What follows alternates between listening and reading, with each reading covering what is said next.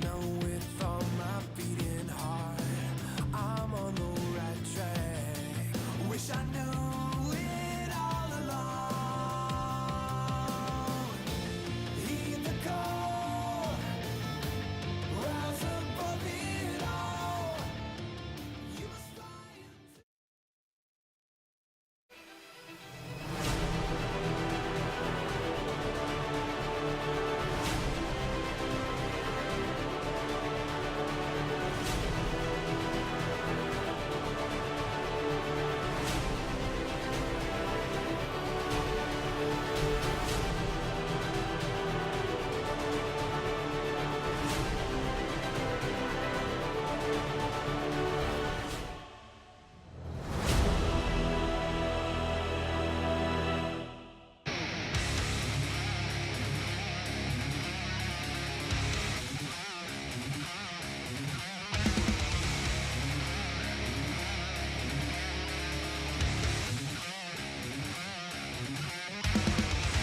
Welcome back everyone to Blade&Soul World Championship 2017. We're back with match 2. If you're just joining us, we've just concluded match 1 with two Taiwanese teams having to face each other. Penggandi was the winner out of that one, but now on to match 2. We have Japan and China, the two regions we're very familiar with, starting from the recent Worlds that we had in the previous years. We're back again with Japan and China. Very much rivalries in the Asian regions, definitely, because with Korea, other than that, the other two strong regions were considered to be China and Japan. Now we're going to get a representative from each to face off in match 2 of Worlds 2017. Very exciting how they will go. Yeah, and it's very weird. You know, it's first day of Worlds, and you know, usually, like we said, always Korean teams, you know, been in the booths and introducing Korean names and Korean players, and now we have Japan, you know, China, and you know, Taiwan, and all these other countries, and it's so weird, but it makes me so happy. I love it. Yeah, and finally we get to see their faces. This is on screen right now, the Japanese team. It's going to be BasiliskTime representative from Japan, Yutaka Masabuchi. Takumi Nakamura and Nanako Takahashi will be the representative here. And you see a female player from the Japanese team, which is very nice to see, because we always know that dream of Min Jung-oh from Korea wanting to make the Worlds as the first female player. Well, her dreams are broken because there's already a female player now, Nanako Takahashi. Will be one of the first female representative from Japan. And she's I know playing the Warlock. She is playing the Warlock, and it's going to be very interesting to see how these two really just compare, because we have Takumi Nakamura playing 2 classes, but other than that, the other 2 teammates are playing 1 class each. So we'll have to see, because you know, like we're used to seeing Korean players, you know, register like all of the classes, and you know, we never know what they're gonna play, especially like Shin Young Kim playing like 4 to 5 characters in one day. Just wildcard, So crazy. you know, but this time around we only have a few classes registered, so you know, it'll be easier on the eyes to see what classes will come out. And now on screen we do have the Chinese team, Tourist. We have the Tourist team coming into play. Zheng Wenkang with Wang Jiani and also Li Xiang as well, being represented from China as Team Tourist.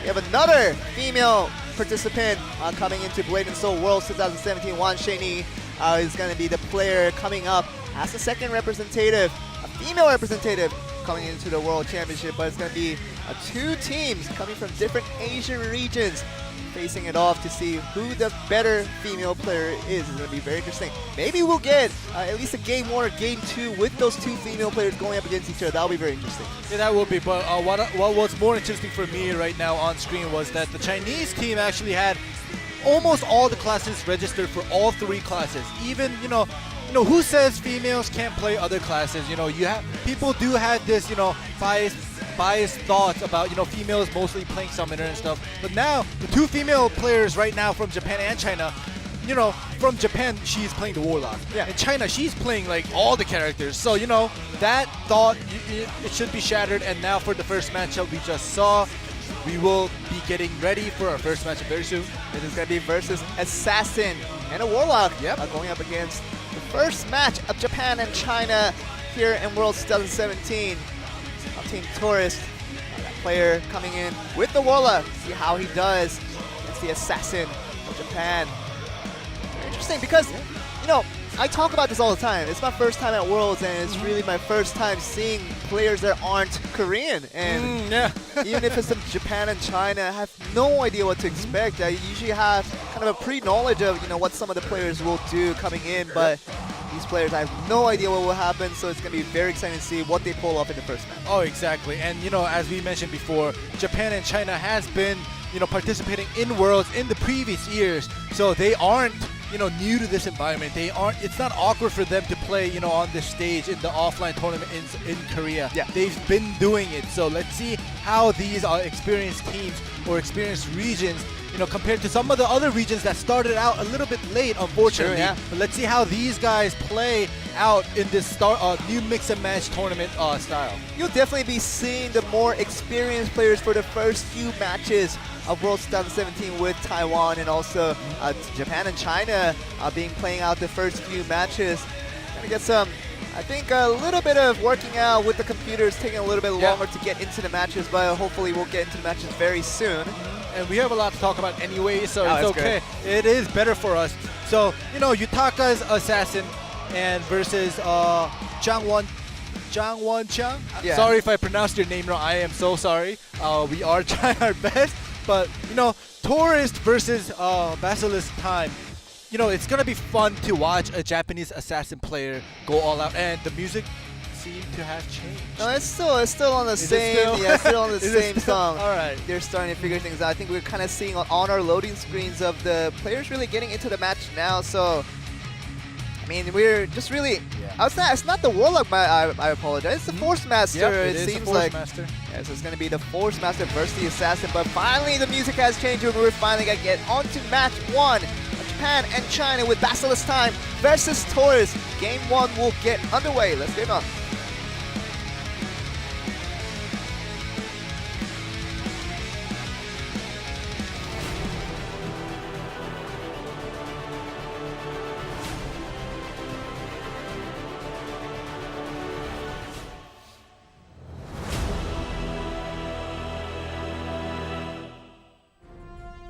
We'll get match one underway with Yutaka Masabuchi on the Assassin with Zhang Wenxiang on the Force Master. It's going to be starting us off. Yeah, we'll have to see how this Force Master actually is, because we've been seeing a lot of Jung Ho-yoon Force Master action recently, and we'll be able to compare how the other countries play the Force Master. Against the Assassin too, because Jung Ho-yoon's favorite opponents are the Assassin, because Assassin believe they have the win once they see the matchup, but get very, very surprised once they go up against Jung Ho-yoon's Force Master. So this guy, Zhang Wenxiang, I want to see how he does against this Assassin here. Here we go. He's starting right now. Wallbang. He learned this from the best. Going with the wallbang from the beginning of the Ooh, game. the Frostburst lands. Frostburst. We haven't seen it actually land on opponents for a very long time, but it's a landmine with the Assassin. Yutaka is trying to go with aggressive defensive effort on that play, but nothing really happening there. Yeah, and the Assassin is out of both escapes, and the Force Master should know that. And there we go. He should start. Oh, the back roll. The chase did not connect. Seems like the stun would have connected there with the back row chase, but didn't really happen there. Taka has another opportunity to live now. The landmine now does connect, puts him onto the air, into the whipping. Not too dangerous for the Force Master, because he does have both his escapes available. Definitely, yes. The body swap does have. That doesn't really lead to a stun, because he does freeze him up as soon as he is body swap. But gets him into very. I think he just threw up into space. Oh my! He's back down now. Well, but during that time, the Assassin used his tab for his stealth, and now he's out of all of his escapes. Once again, the Force Master seems to have control over this match right now. You'll definitely need to use a tab escape if you're that high up in the air. So very good of the Yutaka on the Assassin to do that. It's up in the air on the Phantom Grip now, coming for the Force Master, but very controlled environment for Zhang Wenxiang for right now. It's going to be a very easy finish for game one, and win one goes over to China with Taurus getting that first point of the match. Yeah, and that observer, I don't know, he or she that's doing the observing, gave us the feels of going into space and coming back down. Had to use a tab escape. Yeah, and had to, because if you didn't, you would have stayed up. I would have used a tab escape. I would have fat fingered it if I knew I was going that high up in the air. But in the end, China with the Taurus beating out the Japanese side of BasiliskTime. It's going to get a 1-0 lead in this series, and Zhang Wenxiang putting out a 1 win for his team. Is going to be very satisfied with how controlled he was throughout the game. He didn't take any significant damage from the assassin.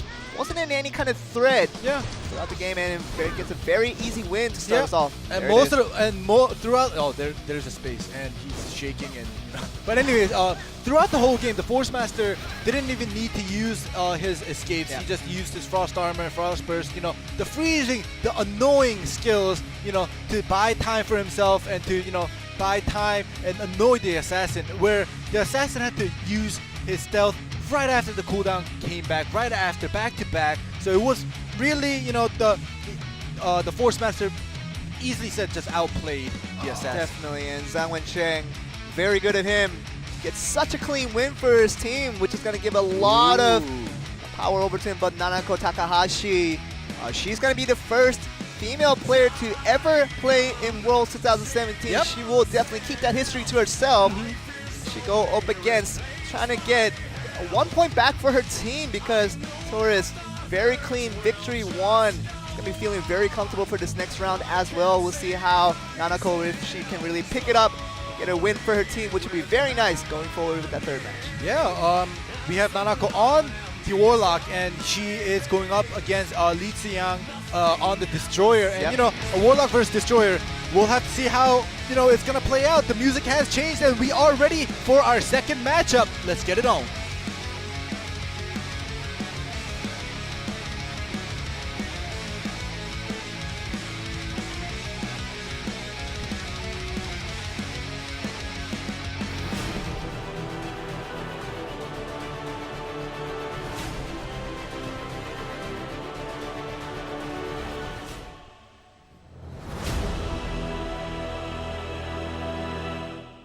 There you go, match 2, Japan and China does begin. Nanako Takahashi on the Warlock with Li Xiang, the Destroyer. Let's see how the foreign Warlocks play. It's always an interesting question, Yeah, it really it is. It definitely is, because the Warlock is actually one of those recent characters, and we've never seen too many foreign Warlock players in this offline tournament. Oh my god, Nanako they're just- Takahashi, she's putting a lot of damage as soon as the game begins. Li Xiang is trying to put a little bit of counterattack onto it. Does pummel her in the face. Very rude of him, by the way, to do that against the girl. Doesn't matter though, because Nanako is not going to be fearing that any moment of the time. She's trying to put in the counter damage onto it now. There you go, gets up into the air, putting in a decent amount of damage over to the Destroyer. Okay. Does not pull him in. Alright, the Destroyer is out of one and only tab escape right now. Yep. She has to make her move. And once again, you Oh, deserve she it. CC'd. It's a Fury build. It's very dangerous, so Nanako has to be careful to not get caught by the Destroyer. But then Judgment, so much damage with the smash and cleave. Enough to finish her off. It's very unfortunate. She did have her body swap available, but like I always say, well, she doesn't have any emotions. But anyways, like I always say, you need the familiar out to use that secondary escape. But unfortunately, I guess she didn't have time, because I'm pretty sure the cooldown came back for the familiar. But the familiar was not out, and unfortunately, she wasn't able to escape from that back row chase. But perhaps a little bit differently, because of the Fury build, didn't think it would get that much damage on one hit. And so near the end, when So you right get the now, opportunity. the Destroyer proc the Fury and is doing Typhoon, just trading damage off. So right now here, it was okay for Nanako. She had both her escapes. Same thing with the Destroyer, but after she got rid of her first escape, she should have done something about, either buying time to spawn until her familiar cooldown came back and, keeping her distance. But here, when she gets CC'd, oh my god, that actually that was actually led from the back row chase. The replay didn't really show it, but it was very well played on both sides, but better played on the Destroyer, not missing out on that back row chase. And good effort by Nanako to really put up a fight, because good damage was being dealt in the trade between they had with the Destroyer with Li Xiang, but just altogether, that Fury build, it's all about that risk you're taking for such a high reward if you do get the opportunity to make that damage come true. And really, Li Xiang really happy with how he built there with the Fury build. Really got the victory for his team. Now they're 2-0 up for the side of Tourist, and with this third match, it doesn't matter. Even if they lose, they can still win out the next single to get the series. So for BasiliskTime, they have to win this one, or else they're going to be eliminated right away from this first series. So with this tag match coming up. Basilisk winning this one will lead us to a game 4 eventually. And that's going to lead to a tiebreaker to finish us off. But match 3 coming right underway. Yeah, we'll have to see. The Japanese competition is actually very interesting. If you guys just noticed, there's they have a lot of supporting, buying time characters, but they didn't have any Blade Dancer or Destroyer or any, standing characters where, supposedly quote-unquote tank characters. But we'll have to see how this plays out, because they were built with Assassin, Force Master, and a Warlock on the Japanese side, and the Chinese side does have a Destroyer, but with the Summoner and a Force Master. So both sides right now have a Force Master. Yeah. It is a very interesting build that we usually don't get to see in the Korean tournaments. Yeah, and I'm very excited to see how this plays out. But we're going to go on to game 3 to see whether BasiliskTime can extend this over to game 4, or whether Tourist can end it right here with a 4-0 victory. We're going to get the tag match, match 3 underway. Let's get it on.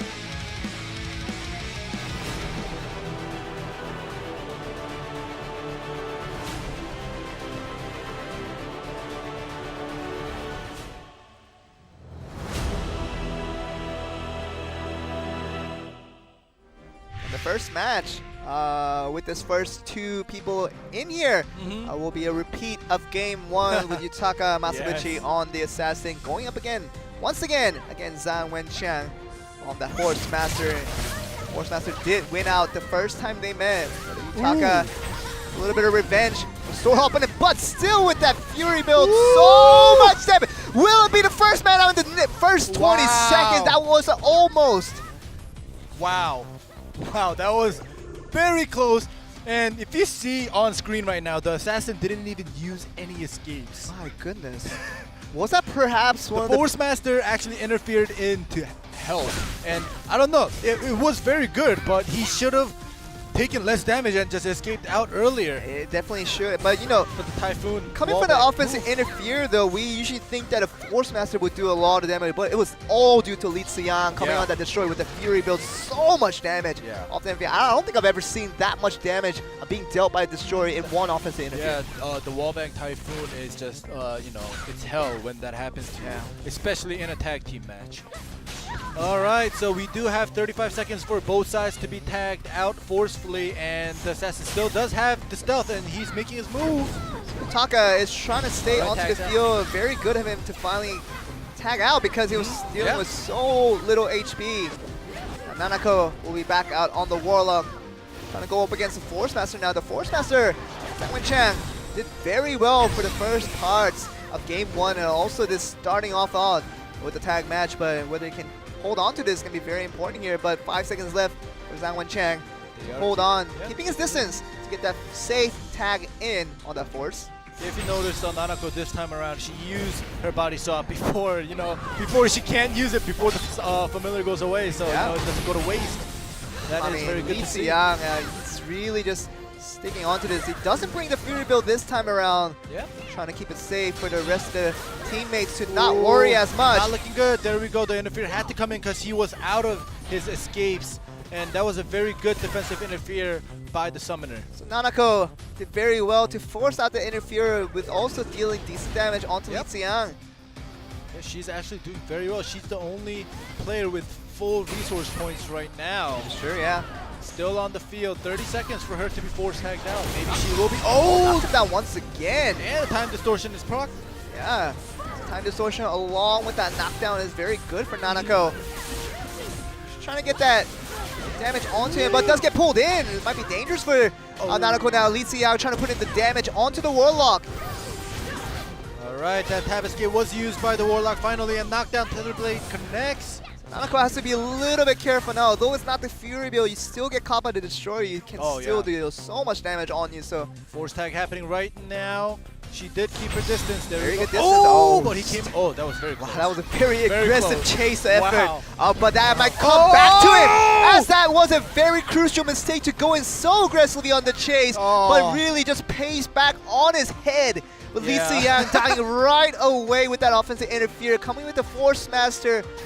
And that was a huge play for the side of BasiliskTime. Yeah, he definitely got punished for that with the Assassin interfering in with the offensive interfere, just knocking him out like instantly. Yeah. And now the Force Master on the Chinese team side cannot interfere in because he has no more, no more interfere points. And even if he tags in, he has so little health right now. It's not looking good at all for the Chinese team. And this is definitely the punishment of being so aggressive in your playstyle, is that you can take such a big punishment in a risk like this. Yeah. And Li Xiang, he thought he had the chase, although we really thought that distance was safe enough for, the Japanese side, BasiliskTime, to be safe on that forced tag. But the Chinese team, Taurus, went in aggressively and really paid the biggest price, taking the KO there. Of dying. Yeah, literally. That is literally the biggest price.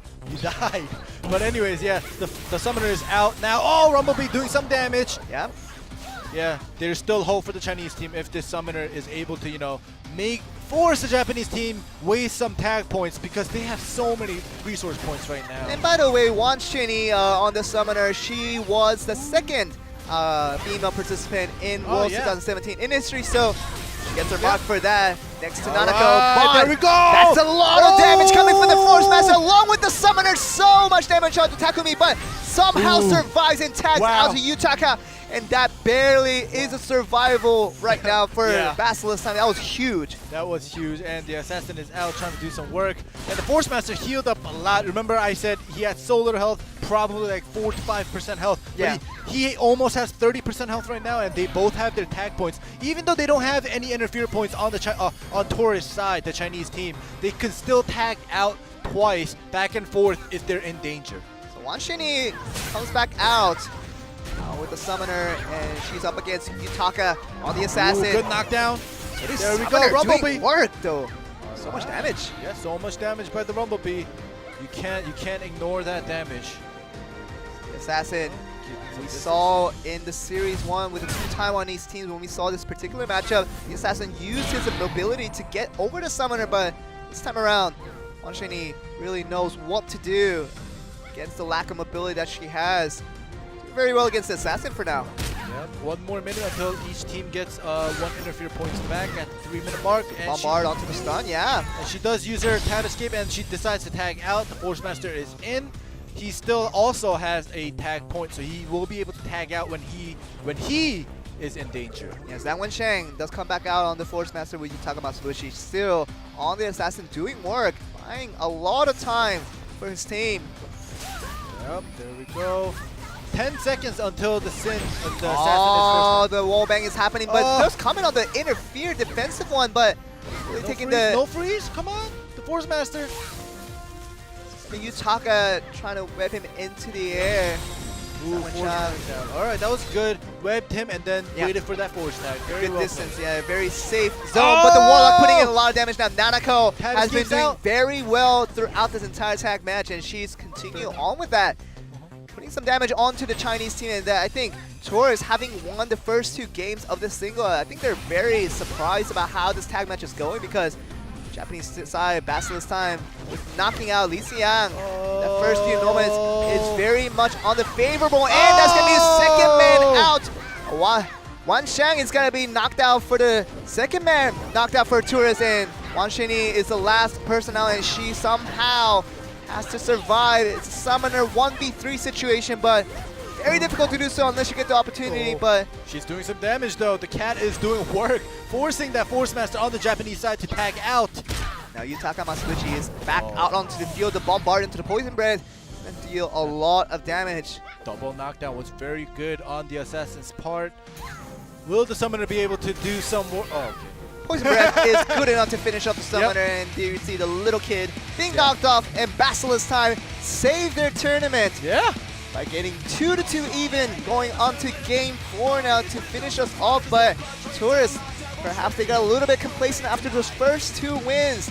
Sort of let down after Li Xiang had to dive in so aggressively for that chase. Yeah. It was a long distance to walk with, but really paid the price by dying out very early in this match, and really cost them the entire game, losing out in the end. Yeah, and I also want to mention after the Destroyer died, and Wenchang, when the Force Master was about to die, when he had escaped out and he had that split moment where he could have decided to tag out, because remember I mentioned that he did have he was the only one with that tag point left on the Chinese team side at that moment, and he was out of both escapes, and you know it was inevitable that he was gonna get landed by ACC. Yeah. But he decided not to tag out, which made him die in the end. But he could have tagged out, let the Force Master come in, because there was only around 5 seconds left until they got interfere points back. Right. But he died right before that moment, and it was very sad to see that he let that chance slip by. Yeah, but I think very similar now. to Taiwan teams, we see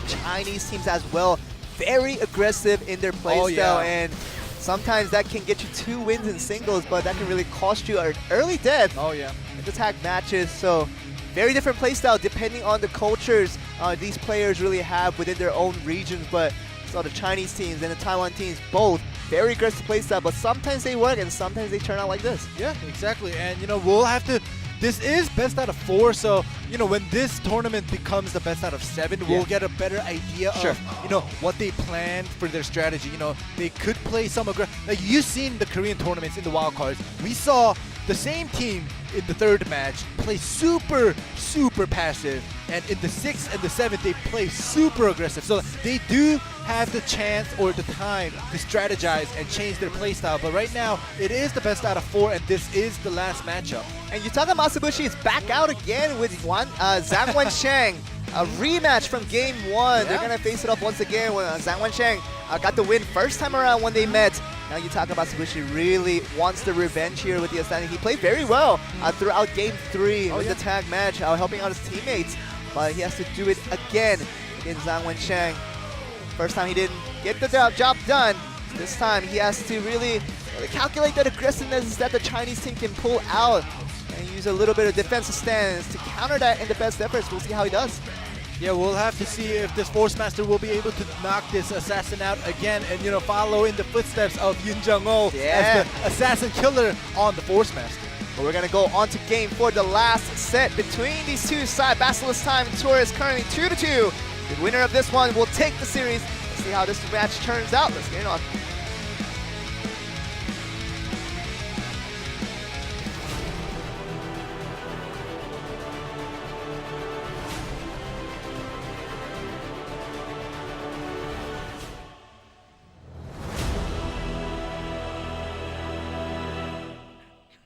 These two teams have fought hard really through the singles and also to the tag to get this back to even at 2-2 now. BasiliskTime sending out Yutaka Matsubuchi, the assassin, to hopefully finish things off.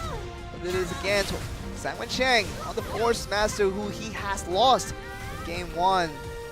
He straight away uses his Lotus of Escape right away, the assassin, so he is down 1 escape. And he's up in the air. Prosperous. There we go. The assassin makes his move. There you go. Onto the aerial, into the webbing. The landmine is being planted to be popped right away. The poison breath goes first before he pops it. He doesn't get the back row chase. He had that landmine set up perfectly for that back row chase, but I guess this is definitely the ping difference. He procced it too early. Way too early. And this is the latency difference definitely we see in the offline tournament. I'm sure they have it in their own regions as well, but we've been hearing that different regions do have different pings, and it's really affecting their timing of when to use these skills. But Yutaka Matsubushi, as Ending does mention, procs that landmine a little bit too early. To get that effect going right away. Yep, and the stealth was used in between that time, and it's good that the assassin is staggering his escapes. He still put down the... Oh no, he used it now. He is out of escape for the next 15 seconds. This is looking very bad for Yutaka Matsubuchi, because out of both escapes, really taking no damage onto his opponent. It is basically over. This might be over with enough damage hopefully coming. The second land will come. The second aerial is good enough to finish him off, and Taurus, in the end, do pick up every single match to win the entire series of 3-2, but Yutaka Matsubuchi in the end could not find an answer against the Force Master Zhang Wensheng. So altogether, you can win the tag, but you can lose all the singles and still lose out the series. Yeah, so basically best out of 4. If you win all the singles, you'll win. But in the best out of 7, if you win all the singles, you still can't win. That's true. So it switches around. That's why I said it'll be more interesting when we turn it into the best out of 7. But I hope the replay shows that, the back row chase missing. Okay, they just skipped it. But anyways, it seemed like Takumi was very disappointed that he missed that chase when that camera showed his face, because it was set up perfectly, and I was waiting to call it. but unfortunately it did not connect. So the ping difference was the big factor as he couldn't Yeah. put in so much damage. But in the end, Tourist takes game 2 with this second series that we saw in Worlds 2017. And China will pick up that second series of points against the Japanese team of BasiliskTime. Gonna go to a short break. And after that, we will be back with match 3 of Worlds 2017. So stay tuned with us and we'll be right back.